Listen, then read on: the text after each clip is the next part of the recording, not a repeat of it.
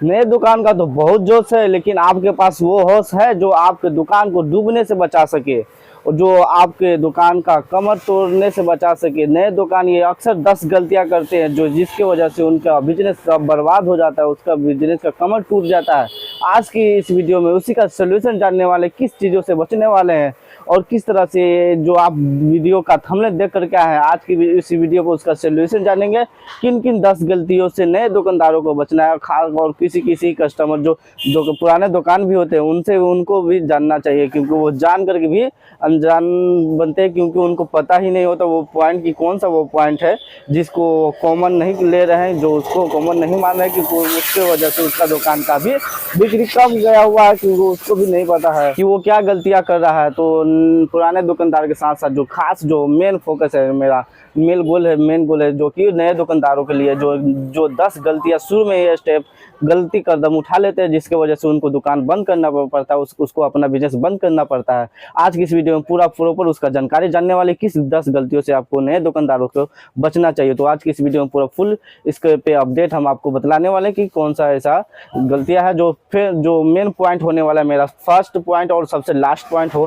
पूरा वीडियो तक लास्ट तक बने रहिए ताकि वो लास्ट वाला पॉइंट आप देख करके जाए, ताकि आपको उस आपके दुकान को ग्रोथ होने से की तरफ ले जाए और नुकसान होने से बचा। जो कि फर्स्ट जो पॉइंट बताने वाले उधारी और जो लास्ट बतलाने वाले वो पूरा फुल वॉच करिएगा तो आपको पता चल जाएगा वो लास्ट कौन सा पॉइंट है, मेन पॉइंट। तो चलिए हम सबसे पहले उधारी का बात कर लेते हैं, जो कि उधारी पॉइंट नंबर 1 पे आते हैं कि उधारी से किस तरह से बचना है। क्योंकि नए दुकानदार होते हैं कि सबसे पहले उधारी लगाने लगते हैं, उधारी भी नहीं लगाएगा तो आपका दुकान भी नहीं चलेगा। लेकिन उधारी एक ऐसा पॉइंट है जो आपको दुकान को डुबा सकता है और आप ही की दुकान को ऊपर तक ही पहुंचा सकता है। उधारी एक ऐसा नाम है जो अगर आप उधारी देते हैं तो आपके पास दुकान का या फिर शॉप हो या फिर किसी भी दुकान हो उसको जल्दी बिक्री पकड़ता है, जल्दी ग्रोथ होता है। प्लस में और ज़्यादा उधारी भी दे देने से, ज़्यादा आपको उधारी दे देने से आपका दुकान का बिक्री कम जाएगा, यानी आपके दुकान में सामान ही नहीं रह पाएगा तो आप बेच क्या पाइएगा।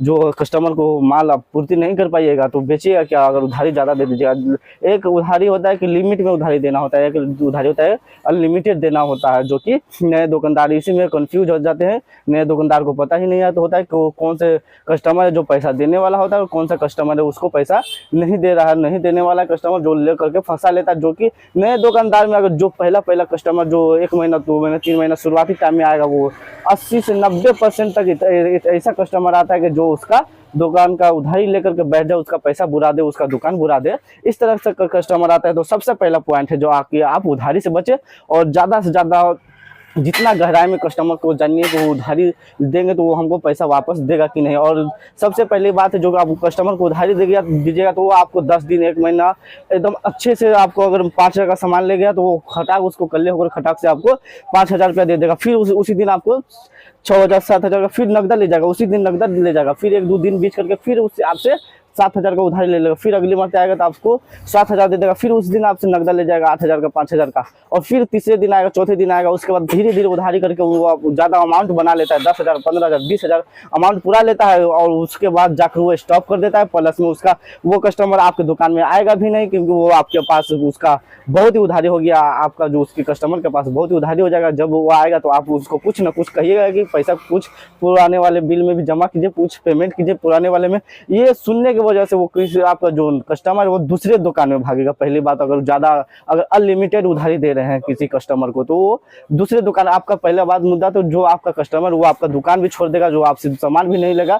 और दूसरा बात है जो कि अगर आप ज़्यादा अगर उधारी लगा देते तो आपका स्टॉक खत्म होने लगता है। जो नकदा वाला कस्टमर है उसको सामान का पूर्ति नहीं हो पाता है, जिसकी वजह से आप में वो नकदा वाला कस्टमर वो भी नहीं आना चाहता है, क्योंकि आपके सामान में, आपकी दुकान में आधा ही सामान मिलता है, आधा सामान दूसरे में जाते हैं। तो वो भी दूसरा दुकानदार बोलता है कि ये सामान हमारे में नहीं था, ये इतने में दे देते, उतने में देते। आदमी कस्टमर को भड़काने लगता है। तो वो भी कस्टमर सोचना जब हम नकदा उससे लेते हैं तो एक जगह कहने नकदा लेंगे और जब ये बोल रहा है सस्ता में तो इसी से लेंगे। हालांकि वो थोड़ा दिन के लिए सस्ता देगा जो भड़का रहा है, उसके बाद उसको जो मार्केट का रेट है वही रेट में देगा या फिर उससे 1-2 रुपया टाइट ही देगा।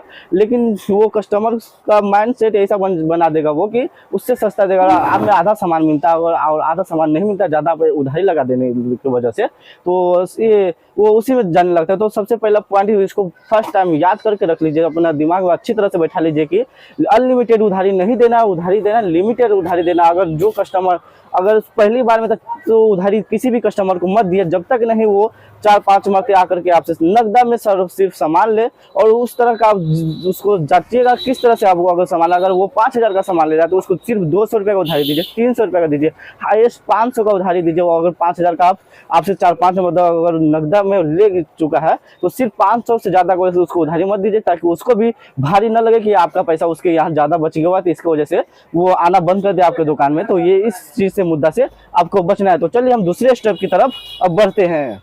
और दूसरा पॉइंट है जो कि सबसे मेन पॉइंट में से एक पॉइंट ये भी है, दूसरा पॉइंट जो कि लोकल सामान बिल्कुल भी नहीं खरीदना है। क्योंकि लोकल सामान एक ऐसा होता है, दो तरह क्वालिटी का लोकल सामान होता है, दो तरह का लोकल सामान होता है, जो कि एक सीजन बाय सीजन में लोकल सामान बिकता है। एक होता है कि किसी भी सीजन में वो लोकल सामान नहीं बिकता है, जो कि सिर्फ ऐसा ही रखने लगे तो एक महीना में एक बार बिका तो उससे प्रॉफिट हो गया, उसके बाद नहीं प्रॉफिट हो जाए। जो आप रखे तो आपका भी एक महीना तक फंसा रहे, अगर दूसरा भी ले तो उसका भी 1 महीना तक फंसा रहे, यानी आपको भी कुछ उससे प्रॉफिट हो जाता है 10 रुपया और अगला को भी 10 रुपया हो जाता है। इसके लालच के प्रॉफिट की वजह से लोकल सामान लेकर के जाते हैं और फंसा लेते हैं अपने दुकान में। जो कि लोकल सामान दो क्वालिटी के होते हैं, जो कि सीजन में आने पर लोकल सामान बिकता है और उसके बाद सीजन खत्म होने के बाद लोकल सामान नहीं बिकता है। तो लोकल सामान सीजन आने पर क्या बिकता है वो भी हम आज को आपको बतलाते हैं। जैसे कि लोकल सामान कोई सा भी आप कुरकुरे का अपने एरिया में ट्रेंड जानी देखिएगा कि जो अभी कुरकुरे का जो खास करके ठंडी में जो कुरकुरे है, जो कि जिस पे सटा हुआ ऊपर से रहता है कुछ गिफ्ट, मोबाइल या फिर कलम या फिर उसमें गाड़ी उड़ी बहुत सारा चीज उस ऊपर से जो टेप से सटा हुआ रहता है, बंदूक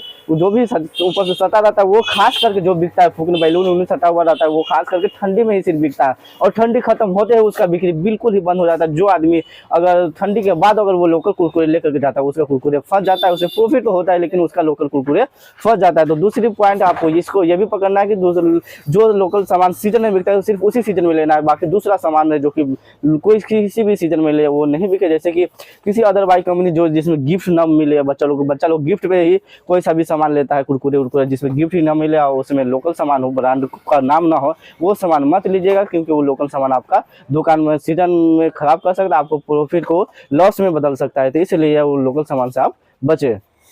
और तीसरा पॉइंट है नए दुकान में ज्यादा स्टॉक मत ले। क्योंकि अगर नए दुकान में अगर आप ज्यादा एक ही सामान पे ज्यादा स्टॉक ले लेते हैं तो आपका पूंजी उसी में फंस जाता है। दूसरा सामान लाने के लिए आपके पास पूंजी नहीं रहता कि नया आइटम जो आया है, जो बिकने वाला आइटम आया है, जो नया कस्टमर मांग किया वो सामान को आपको ला करके अवेलेबल उस कस्टमर को करा सके। इसलिए नए दुकान में ज्यादा स्टॉक किसी भी चीज पे मत लीजिए। जाकि या फिर ये चोको कुल्फी इसका बेसी 5-10 कार्टून मत स्टॉक में लीजिए, या फिर कोई सा भी आइटम हो उसका ज्यादा स्टॉक न लीजिए। नए दुकान अगर आप खोल रहे हैं तो नए दुकान में इतना ही लीजिए जो कि आपको लगभग 1 हफ्ता तक, ज़्यादा से ज़्यादा 1 हफ्ता तक आपको चले, ताकि आपको भी पता चल जाएगा कौन से रनिंग आइटम और कौन से रनिंग आइटम नहीं, जो कौन से कितने दिन में कौन सा सामान बिकता है वो आपको पता चल जाए। जो कम अगर स्टॉक आप लेते हैं तो ये आपको पता चल जाएगा कौन सा आइटम बिकने वाला है, कौन सा आइटम नहीं बिकने वाला है। तो इसकी वजह से आप बच सकते हैं, अपना लॉस से बचा करके अपना प्रॉफिट भी कर सकते हैं। तो इसीलिए ज़्यादा स्टॉक मत ले।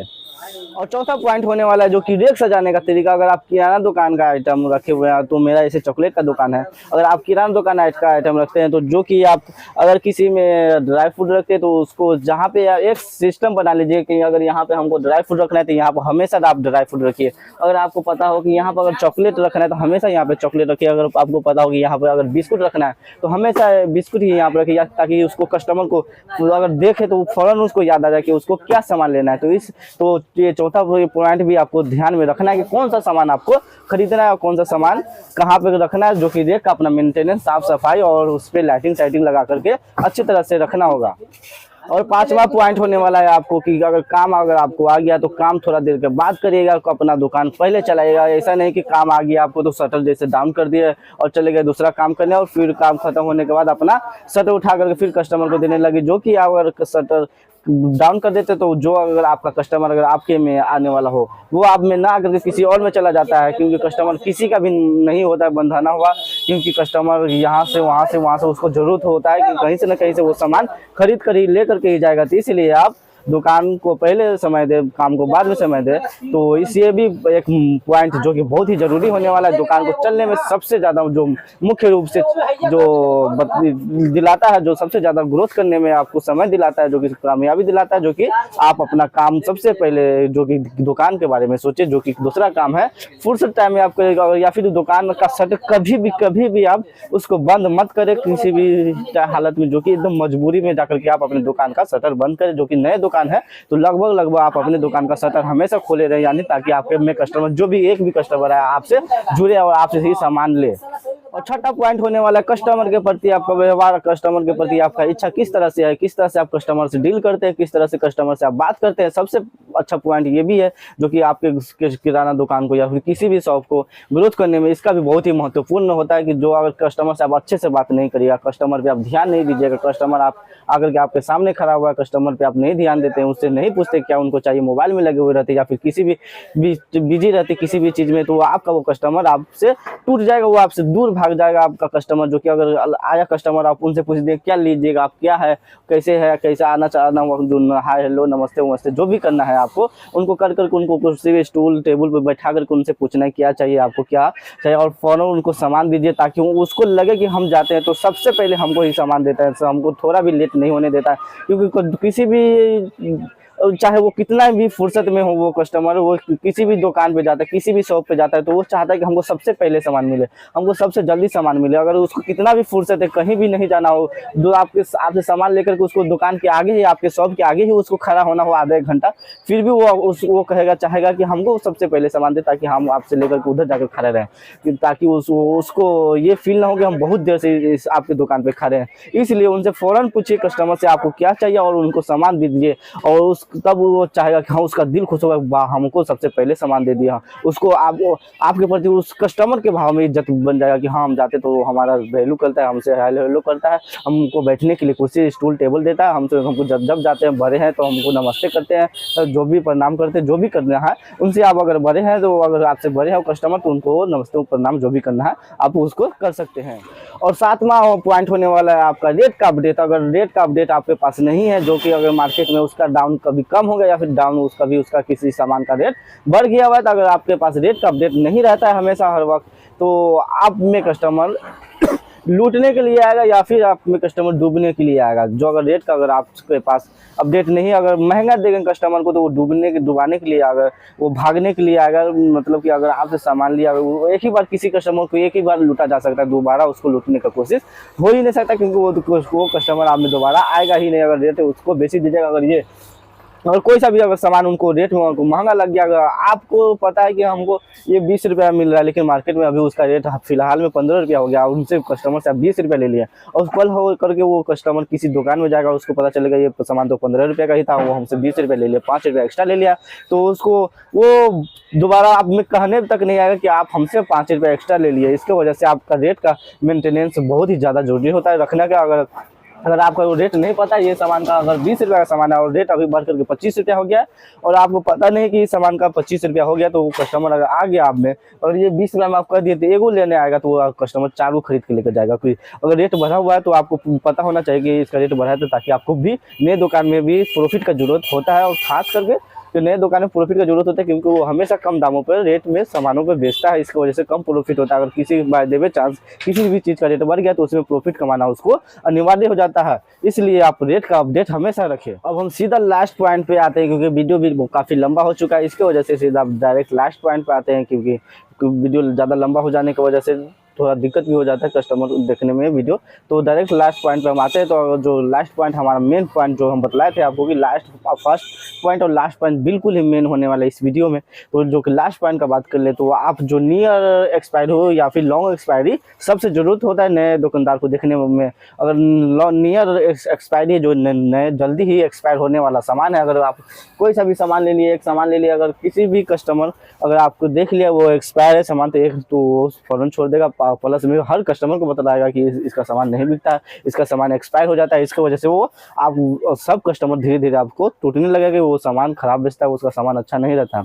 और जो लॉन्ग एक्सपायरी रहेगा उसको लगेगा कि बहुत टाइम है अभी, तो धीरे धीरे करके वो बिक जाता है। इसकी वजह से वो कस्टमर को लगेगा हाँ ये हमेशा नया नया सामान देता है, नया नया अपडेट का सामान देता है, नया नया मार्केट में जो लॉन्च होता है वो सामान देता है। तो जो लास्ट पॉइंट है वो हमारा नियर एक्सपायरी और लॉन्ग एक्सपायरी जरूर आप देख करके लेकिन आप कौन सा सामान जल्दी ही एक्सपायर होने वाला है, तो वो थोड़ा ही सा ही सामान ले। जो लॉन्ग एक्सपायरी वो थोड़ा सा आप स्टॉक करके रख सकते हैं, तो ये सबसे ज़्यादा महत्वपूर्ण होने वाला है। हमारे नए शॉप में जो कि उधारी से बचे। सबसे पहला पॉइंट है जो उधारी से आप बचे। अगर अगर लिमिटेड उधारी में देते हैं तो आपका दुकान का ग्रोथ थोड़ा होने लगता है। अगर अगर अनलिमिटेड उधारी देंगे तो आपका ग्रोथ दुकान का होता ही नहीं है, क्योंकि उसका दुकान का आपका दुकान डूबने लगता है। तो इसलिए हमारा वीडियो आपको पसंद आया तो वीडियो को लाइक एंड सब्सक्राइब जरूर करें, और इसी तरह का वीडियो देखने के लिए हमारे कमेंट में जरूर बताएं कि आपका अगली वीडियो आपको किस पे चाहिए, तो उस पर आपको वीडियो बना करके दे देंगे। अगर वीडियो पसंद है तो वीडियो को लाइक एंड सब्सक्राइब जरूर करें। तो अगली वीडियो में किसी और चीज़ पे जानेंगे, तब तक के लिए जय हिंद।